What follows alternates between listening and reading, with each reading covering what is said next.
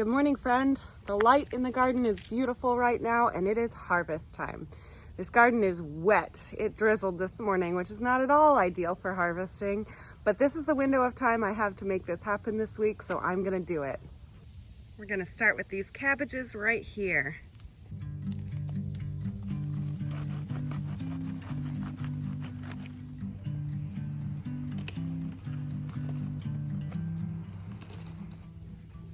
Look at that. That is so much better than last fall's cabbage. This is the biggest one. I'm pretty proud of it.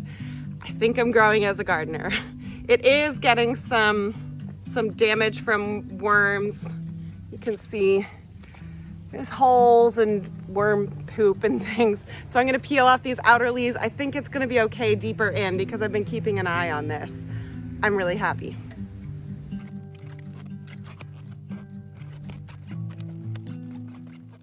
Last fall was my first time growing cabbage, and this round has been much more successful. I did two things differently this time around. First, I started spraying with BT as soon as I transplanted these out into the garden, and that helped manage some of the pressure from cabbage worms and cabbage loopers.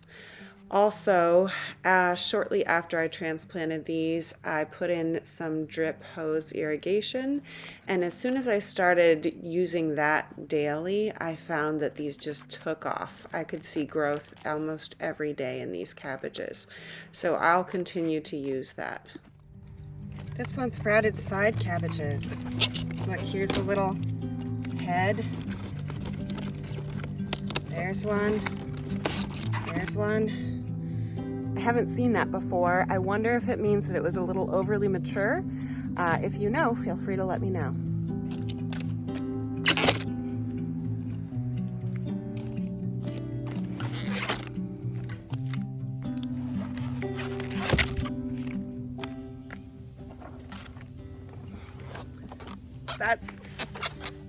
Okay, there we go, I can hold it. That's 7 cabbages. A beautiful harvest. For each cabbage, I peeled back all the outer leaves that had worm damage, and there's still plenty of good stuff inside. I'm gonna give some of these worm damaged leaves to the chickens.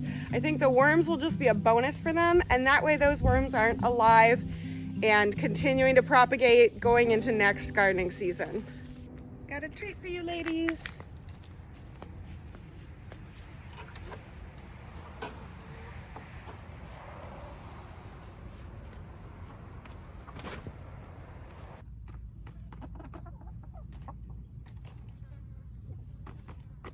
All right, the next thing to be harvested is this row of potatoes behind me. Let me take you over and show you.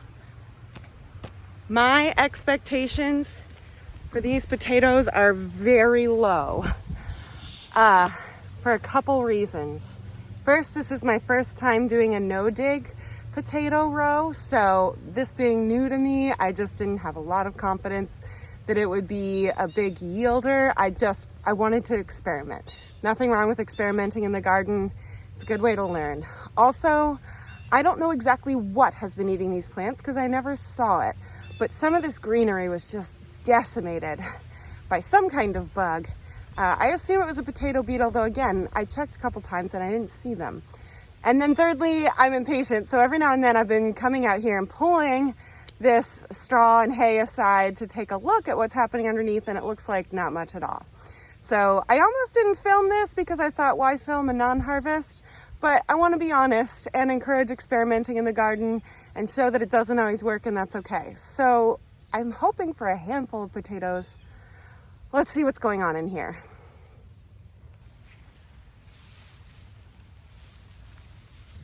I wanted to show you what this looks like so you can see an up close of the no-dig potato approach. So this is my seed potato, and then you cover it in straw, and it's supposed to send out tubers, and you harvest them without ever digging, so they're clean. But I'm just seeing one little guy here. I mean, that's fun, but if this is what I sowed, that's not exactly a win. Okay, I take it back. I was wrong. I just pulled back a bit of straw. I promise this wasn't staged. I know it almost seems like it, but I just pulled some back and found a whole bundle of potatoes that I hadn't noticed before because they were just off to the side. So there's that plant that seed potato I just showed you. I thought that one that I pulled out was it, but next to it is all this. And I think oh, there's more. I think that all came from the same plant. Okay, this is kind of cool. And look how clean they are. They're not huge, but that is really better than I was expecting. Oh, here I see what they came from. They came from this seed. So I think maybe some of these plants were decimated by pests, and that's why they weren't productive, and others kind of survived. All right, I'm not giving up on this approach. I wanted to try this Ruth Stout approach or no-dig approach to growing potatoes because I have clay soil, and I was worried that it was restricting some of the growth when I did in-ground potatoes. I'm still growing potatoes in one of my raised beds, but raised bed space is limited, and potatoes were one of my priority for the garden this year, so I was hoping that this approach might help me expand my growing space. These potatoes took longer to sprout than the ones that I planted in the raised bed, so I think maybe if I try this approach again, I'll chit the potatoes first. That word always feels wrong to say, but I'll let them sprout first and make sure that they have a sprout before I plant them out. There's the original seed potato, and here's what it gave. Oh, plus this one. That one fell off. So, here's what it gave. I'm getting into better ones now. Look at that. That's from one plant. These are more the French fry size and shape I was hoping for. So here's the empty harvested row, and here's the potatoes I sowed into the row. That was my seed, and here's what I got out of it.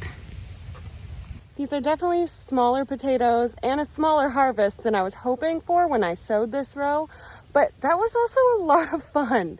It was less work to plant, much less work to harvest, and I've got these clean potatoes. I think I'm gonna give this a try one more season, and then if I don't increase my yields, I'll leave it behind and stick with in-ground potato growing. So there's our cabbage and our potatoes. I've got some herbs to harvest for drying, but before I do that, while I'm over here in the potato area, I wanna pick these little habaneros. I've been keeping an eye on these, and they ripened about a week ago. I've been meaning to pick them. These were given to me. I've not grown habaneros before. I'm not sure how I want to use them. If you've got suggestions, favorite recipes, let me know. I just kind of like seeing them. Now for a few herbs to harvest. I've been making pesto, but I haven't harvested much basil for drying. My basil loved the rain that we got last night and this morning, so I'm going to harvest some of this while it's at its best.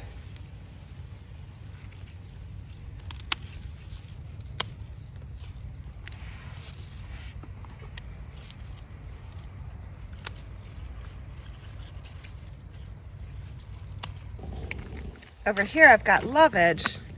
I've had to cut this back a couple times this year, and yet I haven't actually harvested any of it. It was at its peak earlier.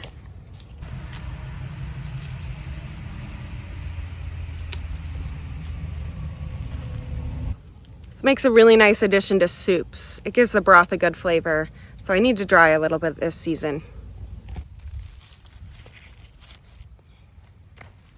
Over here is my echinacea. I have not harvested any of this year, and it's about to be past its peak. I want to be sure to dry some for tea. Oh, look how happy it makes the bees. I love seeing that.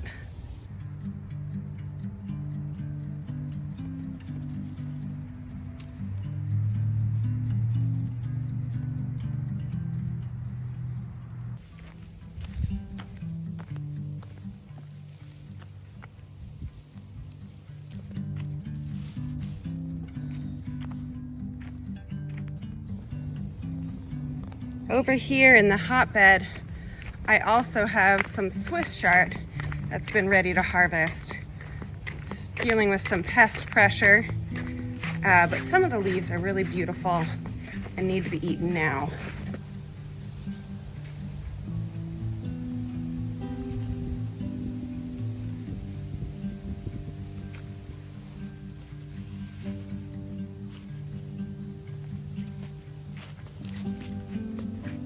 Next stop is the cherry tomatoes. My garden is kind of spread out. I'm all over the place. I have flowers and veggies just kind of mixed in, and I have a couple different beds. So I'm realizing now how spread out things are, but that's fine. I think it's kind of fun. All right, here's my tomatoes. We're gonna harvest the sun sugars and the midnight snack. I love these midnight snack. You can see the part that's exposed to direct sunlight is the part that turns this purplish black, and then the rest of it ripens red. Well, that one's not ripe. Here, let me show you some ripe ones. Aren't those just beautiful? They are beautiful and they're so delicious. I typically think of cherry tomatoes as something that are grown for fresh eating. But last summer I just got overwhelmed with cherry tomatoes. They were beyond what we could eat fresh. And so I found a recipe for a cherry tomato pizza sauce. It's a recipe for a frozen sauce, and so I froze several batches, and it turned out to be our supply for the year. I really liked it, so I'm going to do that again this year. That works really well for my family. It feels so good to eat some of that garden freshness throughout the winter and the early spring. You can see this one has split because of the recent rain. It's been so dry around here, and then we got a downpour yesterday. These will be good snacks for us, good salad toppers. Before we go down to the lower garden, I want to get to the tea garden. Much of it is done. The chamomile is done. It is brown, it's going to seed, but there's some thyme here that I want to harvest. My daughter has a wet cough right now. She often develops wet coughs, which of course is a little stressful as a parent, but thyme tea is supposed to be great for drying that out. So I want to get some, and I'm actually going to make her tea tonight, see if we can dry out some of that cough. I have thyme that I'm growing up there for culinary purposes, but I also wanted to add some to the tea garden because I knew we would need some of that thyme tea for colds.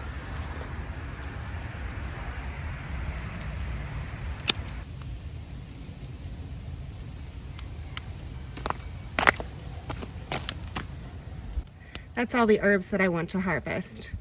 Now peppers. My peppers and my tomatoes are down in the lower garden. Most of my tomatoes are just green right now. I'm getting a few ripe ones every now and then. And if I'm honest, I've dealt with a lot of setbacks with my tomatoes this season. I was dealing with blossom end rot, and then I hooked them up to a soaker hose system and got more consistent in my watering, dealt with that, and now I've just got a squash bug infestation. So I'm trying to use some diatomaceous earth to manage those. But every time I come down here, I see some squash bugs. Let's see if I can find one right now even. Things are looking okay right now. The leaves are also curling, and I know there's 1,000 reasons that could be, but there's lots of good green fruit on here. So I think there's good things in the future. This guy's ready to pick. This is the carbon tomato. I really like the flavor on this one. Been getting lots of splitting because it was dry and we just got rain, but that's all right. This will still be good. Oh, it's getting hot. All right, let's just walk around and see if we see any more red ones. I won't have time to harvest for the next few days. So if they're a day or two away from being ripe, yeah, like this one will be good and ripe in a day or two, I'm gonna pick it now. That can ripen a little bit more on the windowsill. Here's another. This is what squash bug damage looks like. You see that line? Kind of looks like a seam almost. That's what they do. The tomato's still fine. I've been cutting them open and it looks fine inside, but I'm really trying to get these squash bugs under control. Organic gardening is tough. I know there are any number of chemicals I could throw in this that would solve it faster, but I'm really trying to have fewer chemicals in our lives. That's what we have for tomatoes right now. I think we've got a lot more in the pepper area. My jalapenos have been doing great lately, so let's go pick a bunch of those. I've got 2 jalapeno plants, and they are pretty full of fruit right now. I want to make sure I keep picking them so that they keep producing. Picking will help them send out more flowers and create more fruit.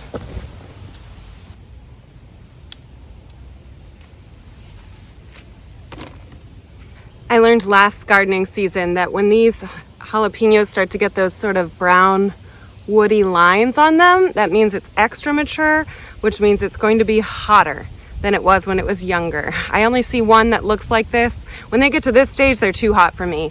So I'm gonna try to make sure I pick them young and don't let them get there. There's the jalapeno harvest. There will be no shortage here. I'm thinking I might try making cowboy candy. My husband John is also a Texan and eats lots of pickled jalapenos, so probably many of these will be pickled. Next up are the Anaheims. I cannot wait for salsa season. I just need some tomatoes to start ripening. I like putting Anaheims in my salsa, but I've not been able to do that yet. Back here is a nice sized one.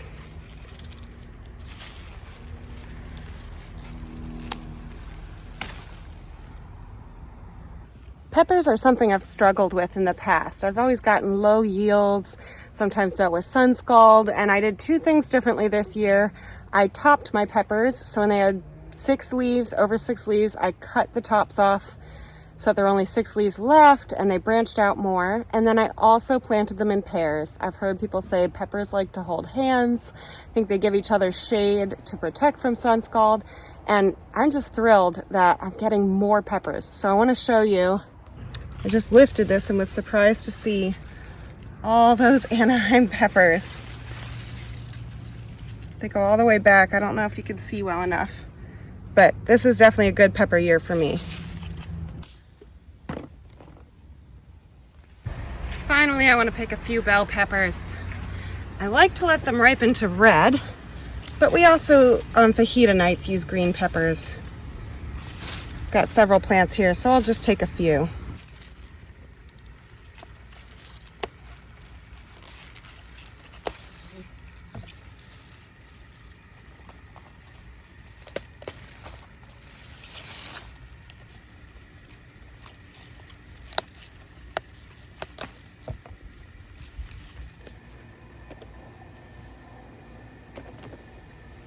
This right here is one of my favorite pepper plants. This is the lunchbox mix. It's a snacking pepper, and my kids have been snacking on it, which is just so gratifying to see when I'm outside. They'll just come down here and grab something if they see it's ripened to red, orange, yellow. And my daughter, for some reason, has the idea that she's sneaking something from me when she does it. Like she thinks I'm going to be mad that she took a pepper, but that's why I planted this. I don't tell her because I think she enjoys the game. I'm gonna pick just one from here. They're the perfect little size for me to just put on a lunch tray for them. That is it for today's harvest. It's almost noon now. It's really hot. I'm gonna get all of this inside and show you what we got for the day. I just went out and cut some mint because I realized that's the one thing I'd forgotten to harvest. I try to harvest mint every time I harvest anything because there's always more of it. And we really like to have iced tea in the fridge throughout the summer. This is what we use for our tea.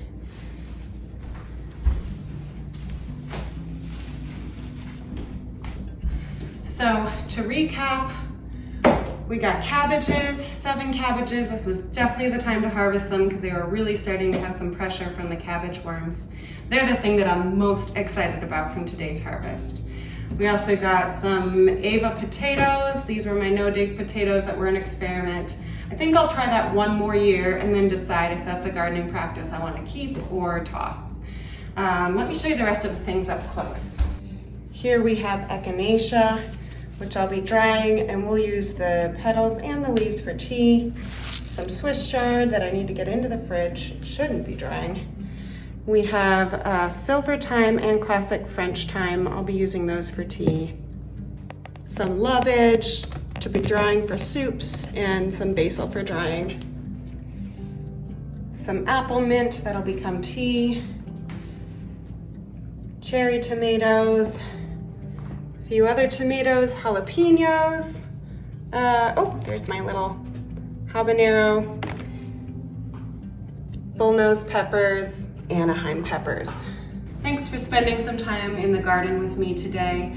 I really love these days when you get to see the fruits of your labor and know that it's working. The work that's being done in the garden is producing. I am going to be preserving this over the next week probably, and I'll likely share a lot of that on my Instagram page. So you can find me on locally.raised if you want to see how I preserve this. And I look forward to sharing more with you soon. Have a great week. Bye.